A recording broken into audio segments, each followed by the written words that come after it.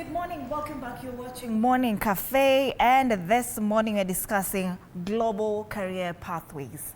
All right, and to help me with this particular conversation, we have Irina Matthews, that is the Director of International Students Affairs Africa, and Anna Platonova from the same organization. Welcome, ladies, to TV47. Thank you very much. I'm happy to have you here. Thank you. Thank you. When we talk about Student Affairs Africa, what is it about? Yes, so we started International Student Affairs Africa, a student recruitment fair, in 2012. So we've been running now for about 13 years, offering Kenyan students an opportunity to discover study opportunities abroad, Europe, worldwide, and being able to go and develop their career. Anna, is it only Kenya particularly, or you have other countries that you are offering these scholarships to?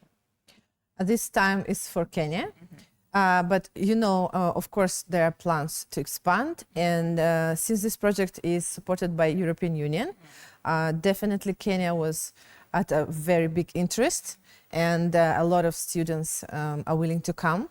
So let's focus on Kenya this time. We will see what happens. Yeah. Yes. So why Kenya exactly? Is it that a lot of Kenyan students are trying to run away from the Kenyan matrix?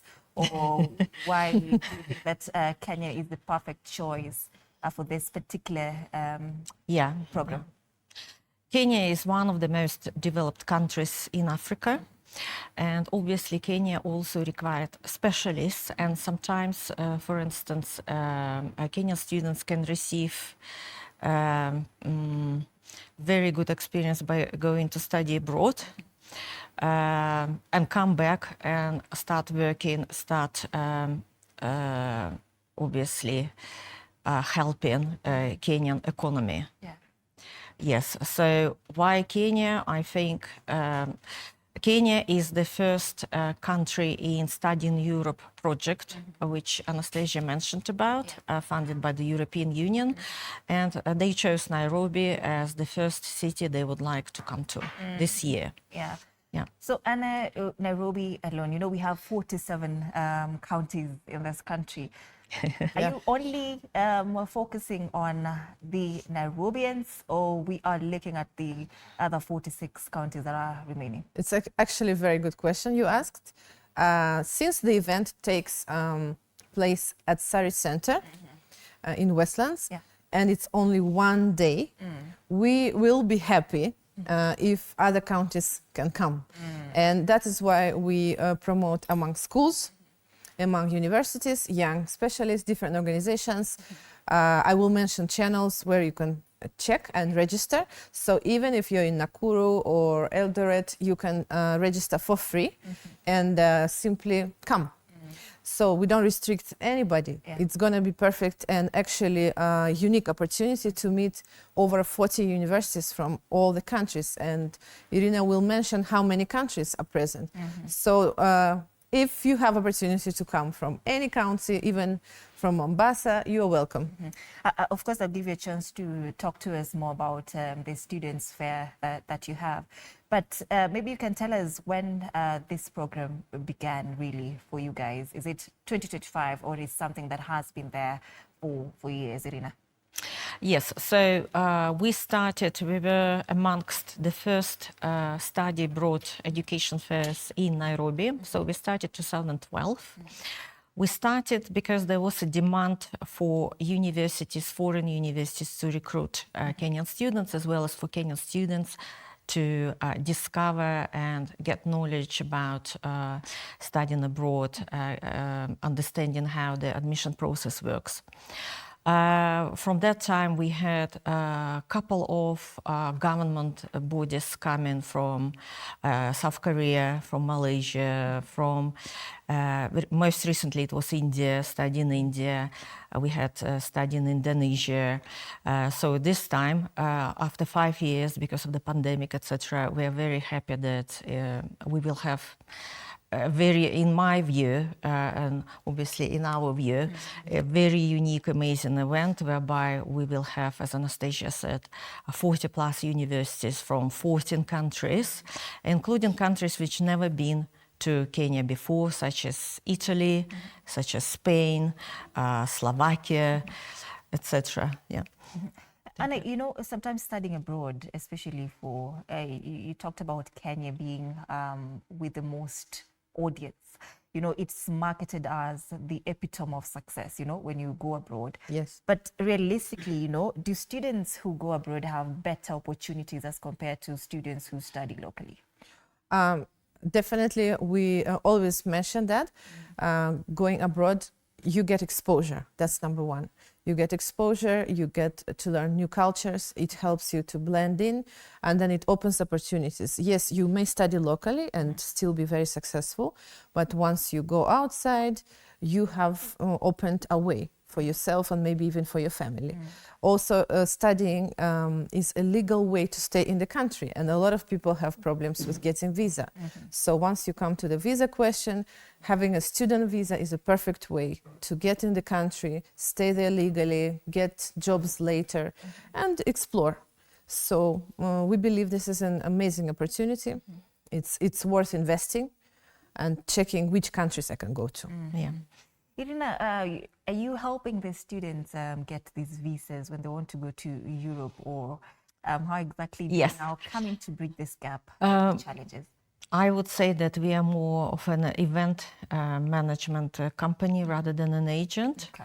But obviously we have cooperation with some agents in Nairobi, helping them to obviously to go through this process smoothly. And at the same time, when they come to the exhibition, they can receive information firsthand from those universities, as well as there will be some government bodies present from those countries. And obviously they will have information straight away from those representatives, you know, what they need to do, how they need to go about it, etc. So I think it's really good. So by this way, I'm not saying that they don't need the help of agent, but sometimes it's also good to do research yourself and know where you stand and what you need to do in order to achieve, obviously, you know, to be able to apply successfully to university and to be admitted. All right. Accepted, yeah. Okay, so what qualifications are you looking for one to be qualified for this particular program with you guys? Range of programs. Anastasia can tell you more about it. Yeah. I think you meant local qualifications in terms of school. Yeah, Kenyan certificate KCC is very good. A lot of schools have a British system. So every university will guide you on what admission expectations they have, what requirements, what degree, if you're going for masters, and what you need to give in case it's a scholarship. That's why being present at the expo will help you to go to the stands with those countries you're interested in, choose, talk to them, get the information, and get direct contacts of their admission offices. And they will give you all the requirements. So it boils down to the institution where somebody studied from here in Kenya. Yeah, sure. It's pretty okay. Many countries accept KCC very well. KCC. Yes. Absolutely. You know, my question now is this program particularly reserved for the wealthy? You know, a lot of people, a lot of students aspire to go study abroad, but this is a very, very expensive program. So does this scholarship come in to cover for everything, the financial constraints, or is it only covering for a particular thing? Again, as Anastasia mentioned, it depends obviously on the university and the country. So scholarships differ. Sometimes you will have 100%, sometimes you have a scholarship covering your expenses partially, covering your tuition fee, covering your maintenance fees, etc. On the other hand, why studying in Europe could be very, very attractive destination for a student is because European countries are very affordable. We are used to popular destinations in English-speaking countries, which may be sometimes very costly for some students, some families. And what is really good about studying Europe countries, for instance, if we take Belgium, they're going to be there for the first time as well at the fair. So if we take Belgium, we take France, we take Romania, we take Slovakia, Poland, Hungary, they're all very, very affordable countries, even if you don't have a scholarship. So I would recommend looking into, into those countries. And also there will be 33 plus universities from countries offering Erasmus program. So let's talk about the students who want to study there and work there, you know. So what happens to them, those that do not want to come back? Do these countries in Europe offer that chance for them to study there and also work at the same time? I think it always goes down to what's your plan and again, which country. Every country has a little bit different immigration law. You have to research when you are there. You have to make sure your visa doesn't expire. You have to make sure your school fees are paid and you don't get into any trouble when you're studying. So if everything is well, you might even get job offers when you're a student. And once you're working, you save some money, you stay in the country, and you are very good. That's why when people come to me as a consultant and ask, how do I stay in that country? I always tell them, if you have a budget, please try and go as a student. If your age limit is allowing you, go as a student. Because moving when you're already over 45, you have never studied in those countries, you want to move all of a sudden, it's way harder, right? Than when you're young. So that's why we appeal to young people, don't miss such events, come. You can go to Instagram university fairs, just like that, university fairs, nothing else. In plural. Yes, university fairs, Instagram, and you will see the link for registration. So tap the link, register, fill in the fields, and you get a QR code. You can also scan on your phone and register. And the entrance is free. So that's why we're here today, to make sure people hear about it and it doesn't go wasted, per se. Is there an age restriction for the affair? Yeah, that's a good question. I just wanted to say that. So basically this event targets both levels of education. So it's a first degree and also second degree, such as PhD and MBA.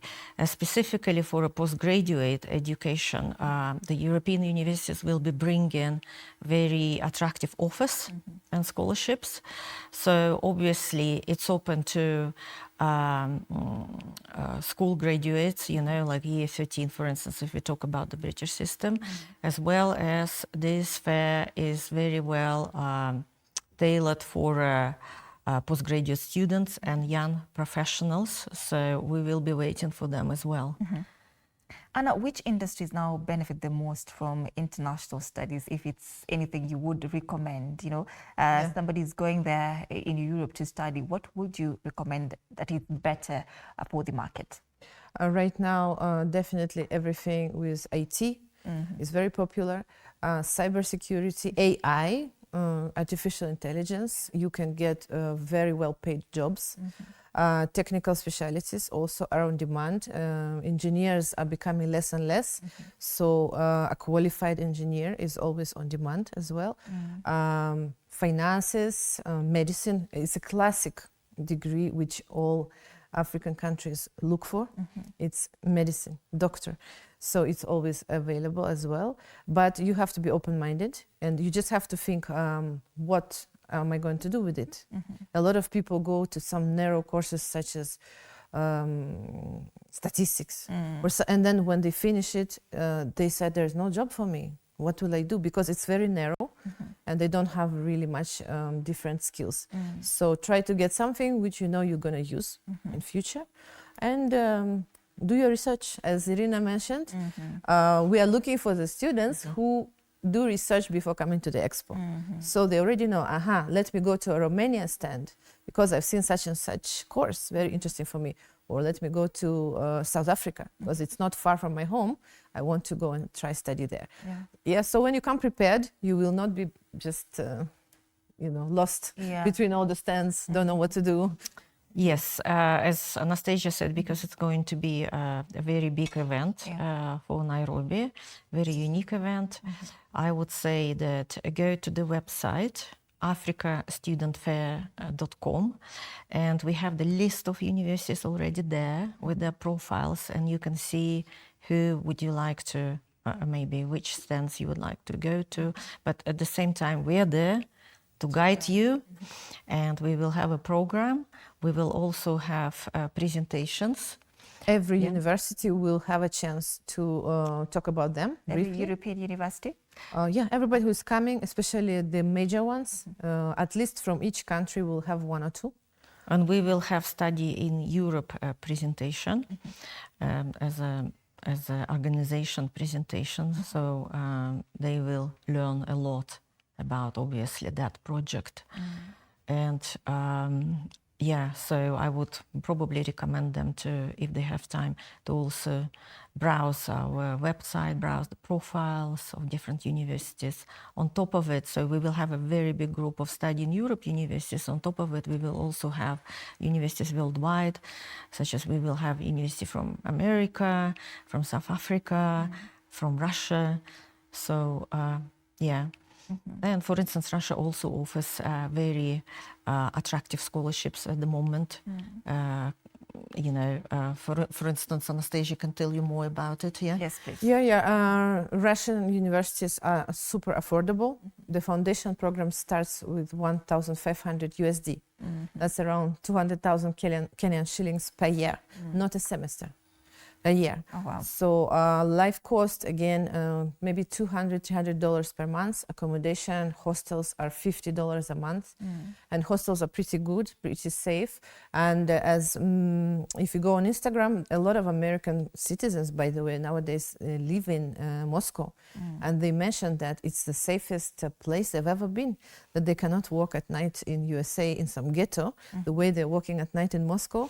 And one guy said he lost the bank cards and the wallet in some park at around 12, and he picked them up. Somebody just put it, and he picked his bank cards, and it's safer. So yeah, you should consider Russia as well, budget-wise, safety-wise, yeah, and very, very high level of education, especially in engineering, medicine, IT, aerospace, military, all that. Irina, you know, there's this narrative that Kenyans, or let me say Africans, go by. They say that African students are targeted more by these African universities as a source of revenue for these universities. How true is that? Anna, you can take that. Long pause, yeah. Well, it's hard to say source of revenue. Yeah. Because, I think they go all over. They look everywhere. You can be from China, you can be from Brazil, you can be from Africa. Is definitely an interest for. Yes, so Europe, for right? every European, foreign university, it's really important to have a mix of various international students.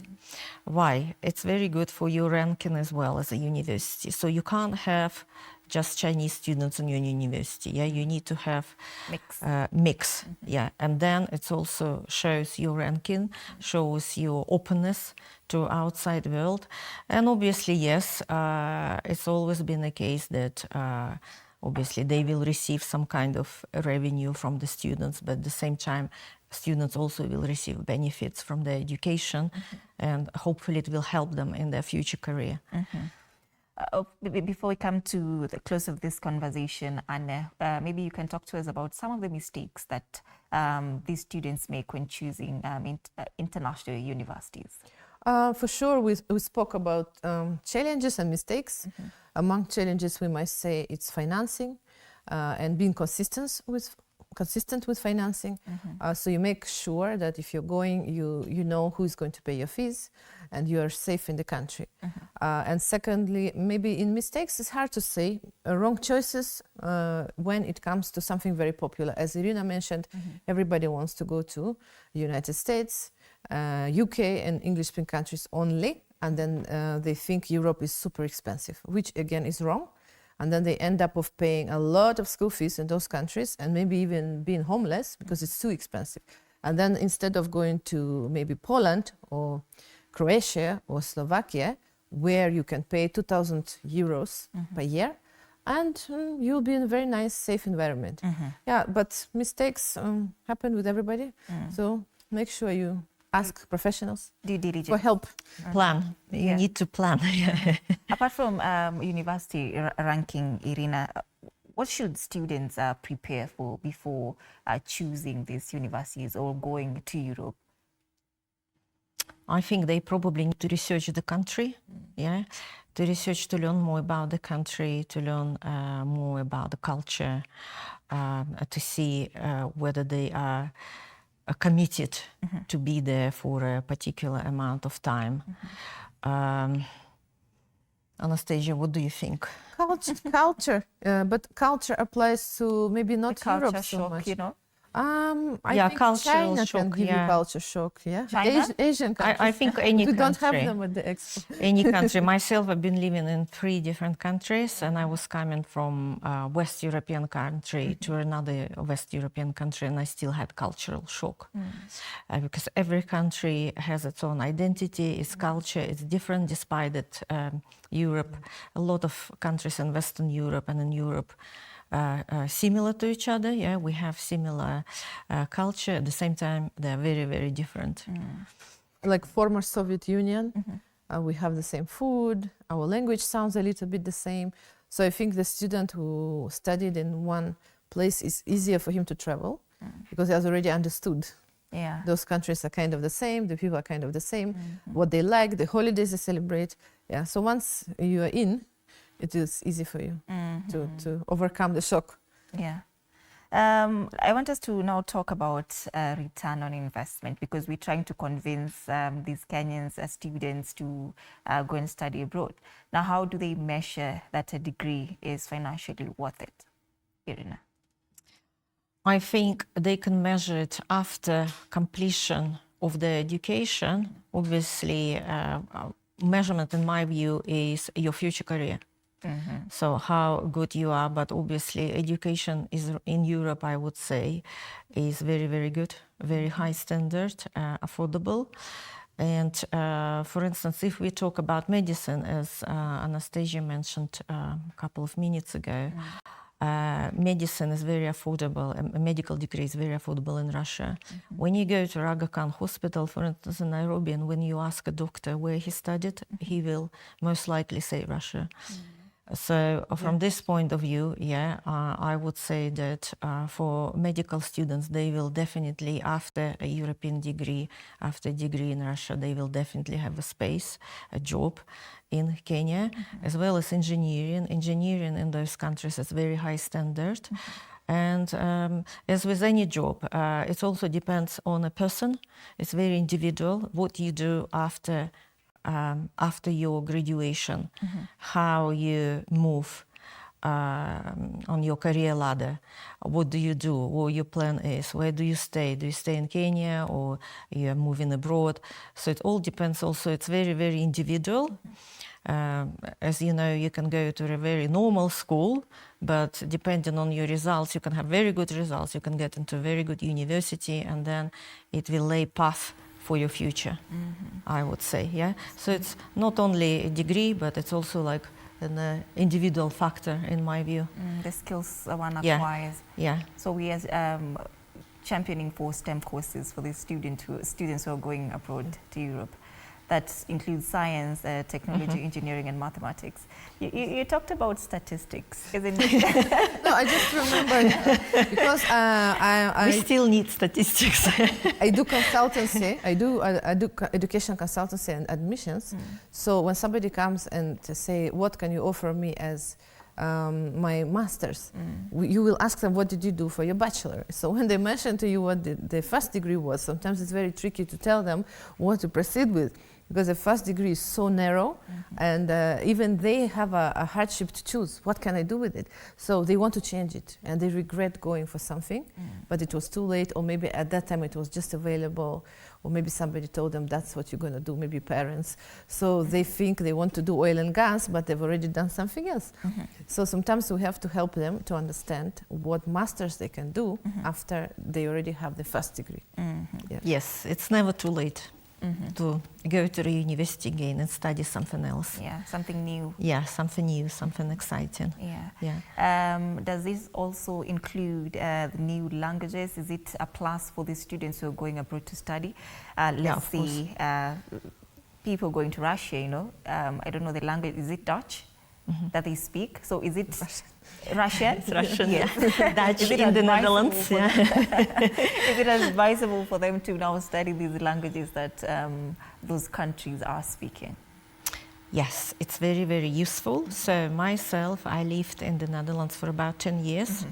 So I passed the highest level of the Dutch language, Dutch degree, which was necessary to study in university, Dutch university. But she's not Dutch Dutch. is in Netherlands. She's not Dutch, by the way. Yes. Right. And obviously, yeah, because that time you can only study in the Netherlands if you learn Dutch. Yeah. Now, what we have for about last 10 years, a lot of countries started to offer programs in English, which is also very, very beneficial. So obviously it's always helpful to go into country, to go into France, improve your French, it's great. It also will improve your career prospects. But at the same time, a lot of countries started to offer a degree in English. Yeah.